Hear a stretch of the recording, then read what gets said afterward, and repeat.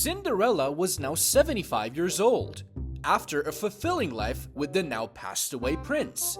She sat happily in her rocking chair, watching the world go by from her front porch, with a cat named Alan for companionship. One sunny afternoon, out of nowhere the fairy godmother appeared. "Cinderella," said the fairy godmother, "what are you doing here after all these years?" Cinderella replied, "Fairy godmother, what are you doing here?" The fairy godmother smiled and said, "Well, Cinderella, as you have lived a good and wholesome life since we last met, I have decided to grant you 3 wishes.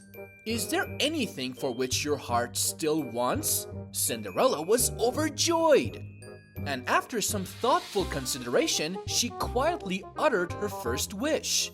"I wish I was wealthy beyond comprehension." So instantly, her rocking chair turned into solid gold. Cinderella was stunned, but Alan, her old cat, jumped off her lap quivering with fear. "Oh, thank you, fairy godmother," Cinderella exclaimed. The fairy godmother replied, "It's the least I can do. What does your heart desire for your second wish?" So Cinderella looked down at her frail body and said, "I wish I were young and full of beauty and youth again." At once, her wish became reality. Her beautiful face returned, and Cinderella felt stirrings inside her that had been dormant for years. Then the fairy godmother spoke again. "You have one more wish. What will you have?"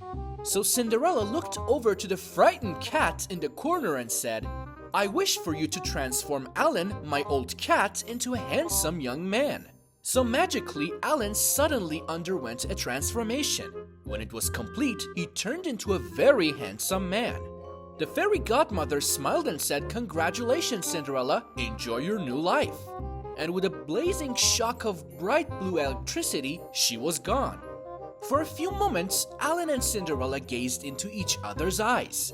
Cinderella sat breathless because Alan became the most handsome boy she had ever seen. So Alan walked over to Cinderella, who was still seated in her rocking chair, and held her close in his strong, youthful arms. He leaned in close to her ear, whispering softly, his warm breath blowing through her golden hair, and said, "I bet you regret having me nurtured now, don't you?"